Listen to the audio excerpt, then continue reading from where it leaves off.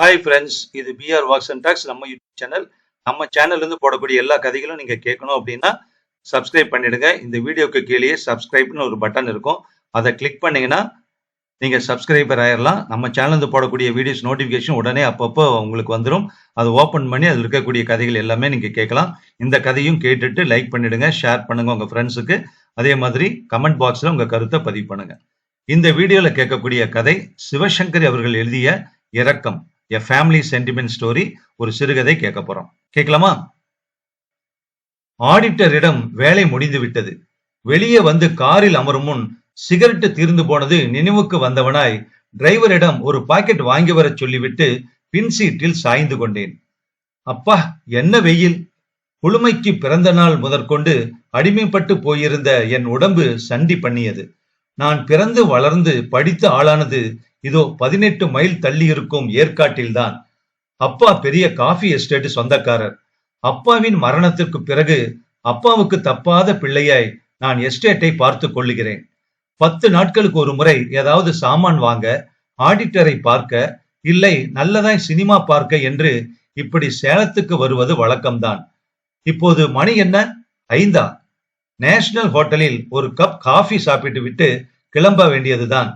எங்கே போனான் இந்த டிரைவர்? ஒரு பாக்கெட் சிகரெட் வாங்கி வரவா இத்தனை நேரம்? அலுப்புடன் தலையை திருப்பி டிரைவரை தேடின நிமிஷத்தில் அந்த பையனை பார்த்தேன். சற்று தள்ளி இருந்த குப்பை தொட்டியில் குனிந்து எதையோ தேடிக்கொண்டிருந்தான். கையை நீட்டி ஒவ்வொரு பேப்பராய் எடுத்து பிரித்து பார்த்துவிட்டு திரும்ப உள்ளே போட்டுக் கொண்டிருந்தான். என்ன தேடுகிறான் இவன்? பணமா? இல்லை ஏதாவது சாமானா? எதை தொலைத்து விட்டு தேடுகிறான்? 2 நிமிஷத்தில் நிமிர்ந்து பார்த்த பையனின் முகத்தில் அலுப்பும் சோர்வும் வெளிப்படையாய் தெரிந்தன. கைகளை தூக்கி சோம்பல் முறித்தவன் என்னை பார்த்துவிட்டு அவனை நான் கவனிப்பதை உணர்ந்தவனாய் மெல்ல நடந்து என்னிடம் வந்தான். கிட்டத்தில் வந்து நின்றான். 2 நாளாச்சு சாப்பிட்டு, ஏதாச்சும் தர்மம் பண்ணுங்க ஐயா. ஒரு கையை என் முன் நீட்டி சின்ன குரலில் அவன் கெஞ்சினான். ஓ, குப்பை தொட்டியில் சாப்பிட ஏதாவது கிடைக்குமா என்றுதான் துளாவினானா? நான் அவனை முழுசாய் பார்த்தேன். சின்ன பையன்தான். எத்தனை வயது இருக்கும்? 12? இல்லை 13? அப்படி ஒன்றும் பங்கரையாய் தெரியவில்லை. முகமும் கண்களும் துருதுருவென்று நன்றாய் இருக்கிற மாதிரிதான் பட்டது எனக்கு. சின்ன குழந்தைகளுக்கு நான் பிச்சை போட மாட்டேன் பையா, அது கெட்ட பழக்கம். வீணாக இங்க நிக்காத, போ, போய் பள்ளிக்கூடத்துல படி, இல்லைன்னாலும் ஏதாவது வேலை செய்யு, போ என்று விரட்டினேன். என் பேச்சால் அவன் எதிர்பார்ப்பு இடிபட்டு போன மாதிரி அவன் முகம் சிரித்து போயிற்று. கண்களில் காசு கிடைக்கும், ஏதாவது சாப்பிடலாம் என்ற ஆர்வம் போட்டிருந்த வெளிச்சம் பட்டென்று அணைந்து போனது. ஒரு கணம்தான்.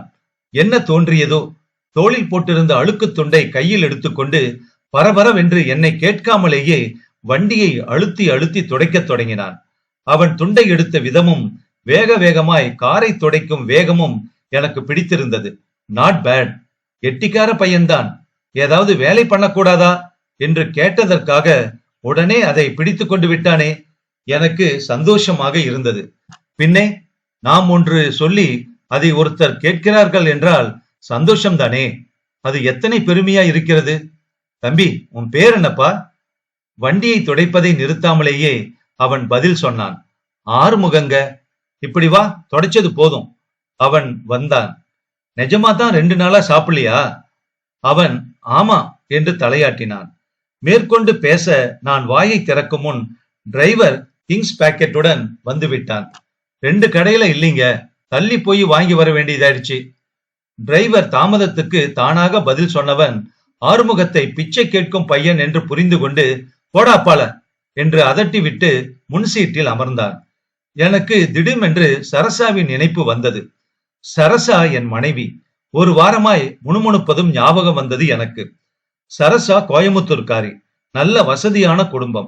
மணமான இந்த 8 ஆண்டுகளில் எங்களுக்கு 2 பையன்கள். மூத்தவன் சித்தார்த்துக்கு 6 வயசு, இளையவனுக்கு இப்போதுதான் 7 மாசம். சின்ன பையனோடு சரசாவுக்கு சரியாக இருக்குமாதலால் மூத்தவனோடு மன்றாட, விளையாட, பேசி பொழுதை கழிக்க என கோயமுத்தூரில் இருந்து ஒரு சோக்கர பையனை சரசாவின் பெற்றோர் எங்களோடு இருக்க அனுப்பியிருந்தார்கள். அந்த பையனுக்கு என்ன கேடு வந்ததோ, போன வாரம் ஆயாவை பார்க்கணும் என்று விடாமல் அழுது பிடிவாதம் செய்து கிளம்பி போய்விட்டான். வீட்டில் மூளைக்கு மூளை ஆட்கள் நின்றார்கள் என்றாலும் டேய் என்று அழைத்து சித்தார்த் என்ன பண்ணான்னு பாரு, சித்தார்த்துக்கு காகித கப்பல் வேணுமா, பண்ணி கொடு, சித்தார்த்தோட ரயில் விளையாட்டு விளையாடு என்று ஏவ ஒரு சோட்டா மோட்டா பையன் இல்லாமல் சரசா ஒரு வாரமாய் கஷ்டப்படுவது நிஜம். கோயம்புத்தூருக்கு ட்ரங்கால் மேல் ட்ரங்கால், இது அனுப்புறோம் அதுவும் அனுப்புறோம், நல்ல பையனா கிடைக்கல என்ற பதில்கள் தான் வந்தன. தேடின வரைக்கும் ஏற்காட்டிலும் ஒன்றும் தோதாய் அமையவில்லை. இப்போது ஆறுமுகத்தையும் அவன் துருதுரு முகத்தையும் பார்க்கையில் எனக்கு இவனை அழைத்து போய் வேலையில் அமர்த்தினால் என்ன என்ற எண்ணம் உண்டாயிற்று. அது என்ன, கோயம்புத்தூர் ஆளுக்குத்தான் கொம்பு முளைத்திருக்கிறதா? அவனால் தான் ஒழுங்காய் வேலை செய்ய முடியுமா? பாவம், இந்த பையனை பார்த்தால் நல்லவனாய் தெரிகிறான், சுறுசுறுப்பாய் இருக்கிறான், வேலை வெட்டி இல்லாமல் சோத்துக்கு கஷ்டப்படுகிறான். அழைத்து போனால் என்ன? மனசுக்குள் தீர்மானித்துக் கொண்டவனாய் நான் டிரைவரிடம் இருப்பா வண்டியை ஸ்டார்ட் செய்யாத என்று சொல்லிவிட்டு ஆறுமுகத்தின் பக்கம் திரும்பினேன். வேலை ஒண்ணு தந்தா ஒழுங்கா செய்வியா? மௌனமாக இருந்தான். என் வீட்டுல உன்ன மாதிரி ஒரு பையன் இருக்கான், அவனோட விளையாடி அவனை பாத்துக்கிறது தான் உன்னோட வேலை. 3 வேளை சாப்பாடு போட்டு சம்பளம் துணிமணி எல்லாம் தரேன், என்ன சொல்ற? அவன் என் பேச்சை நம்ப முடியாதவன் மாதிரி கண்களை விரித்து கொண்டு ஒரு பார்வை பார்த்தான். மௌனம் சம்மதத்தின் அறிகுறி என்று நானே தொடர்ந்தேன். உன் வீடு எங்க இருக்கு? என்னோடு கார்ல வரையா? அங்க போய் பெரியவங்க கிட்ட சொல்லிட்டு கிளம்பலாம். வேலை சேலத்துல இல்ல, அதோ அங்க தெரியுது பாரு, ஏற்காடு மலை, அங்கதான். அவன் தலையை ஒடித்து நான் காட்டிய திசையை பார்த்தான். திடீரென்று புது உற்சாகம் கொப்பளிக்க, எந்த ஏற்காடுங்க? ரோசாப்பூர் அவக்கக்காரி படம் எடுத்தாங்களே அந்த ஏற்காடுங்களா என்றான் அந்த பையன். பேஷ், பையன் பிழைத்துக் கொள்வான், கவலை இல்லை. நான் ஆமாம் என்றேன். வரேங்க. ஏங்க, அங்க அடிக்கடி படம் எடுப்பாங்களா, பார்க்கலாமா? நான் சிரித்தேன். சரியான சினிமா பைத்தியம் போல் இருக்கிறதே. அவன் கேள்விக்கு பதில் சொல்லாமல், உனக்கு குளிர் தாங்கி பழக்கமா? அங்க வந்துட்டு அப்புறம் குளிர் அது இதுன்னு சொல்லக்கூடாது என்றேன் நான். மாட்டேங்க என்றான் அவன். இது நாளிகை மௌனமாய் நின்ற பையனிடம் இப்போது தனி குஷி வந்து விட்டதை என்னால் புரிந்து கொள்ள முடிந்தது. என்ன விஷயம்? ரோஜாப்பூர் ரவிக்காரி படம் நினைப்பா உனக்கு? உன் வீடு எங்கேன்னு சொல்லலையே. ஆறுமுகம் நெளிந்தான். அது ஆத்தூருக்கு பக்கமுங்க. அப்பாரு போன வருஷம் செத்துட்டாரு. அப்பால கழனியில வேலை பண்ண எனக்கு பிடிக்கல. மெட்ராஸுக்கு போனா நல்ல வேலை கிடைக்கும்னு சொன்னாங்க, கிளம்பிட்டேன்.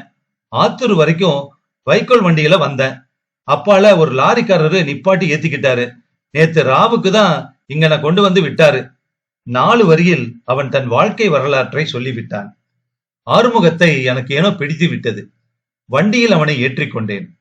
டிரைவரின் முன்பின் தெரியாத பசங்களை வீட்டுல விடுறது தப்பு என்கிற முணுமுணுப்பை காதில் வாங்காமல் அவனுக்கு காஃபி டிஃபன் வாங்கி கொடுத்தேன்.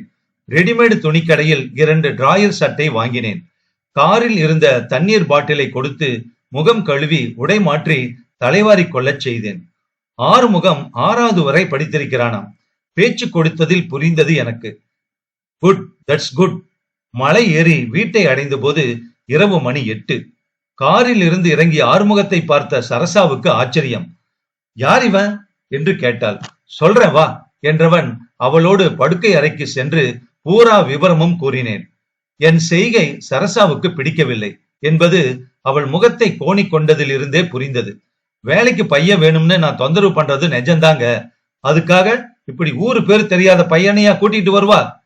நடுத்தெருவில இருந்து ஒரு பையனையா? நான் அவளை முடிக்க விடவில்லை. ஆறுமுகம் நல்ல குடும்பத்தை சேர்ந்தவனாதான் தோன்றான், படிச்சிருக்கான், சுறுசுறுப்பா இருக்கான்.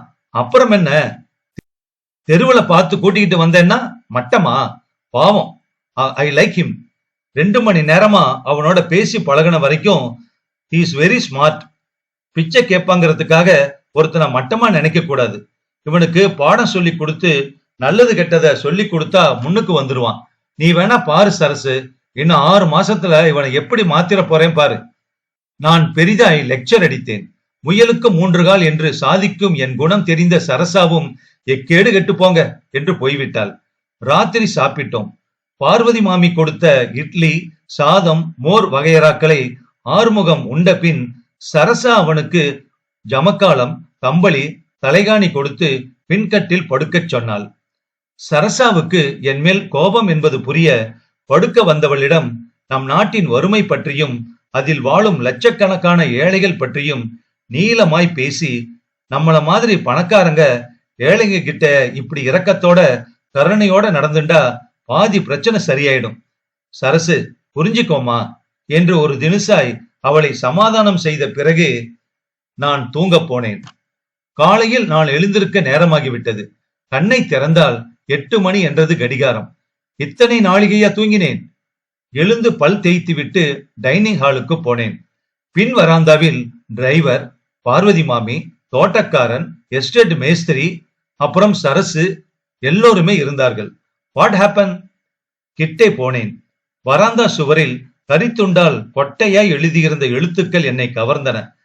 சினிமா கொட்டகை இல்லாத ஊர்ல நான் இருக்க மாட்டேன். நான் போறேன்.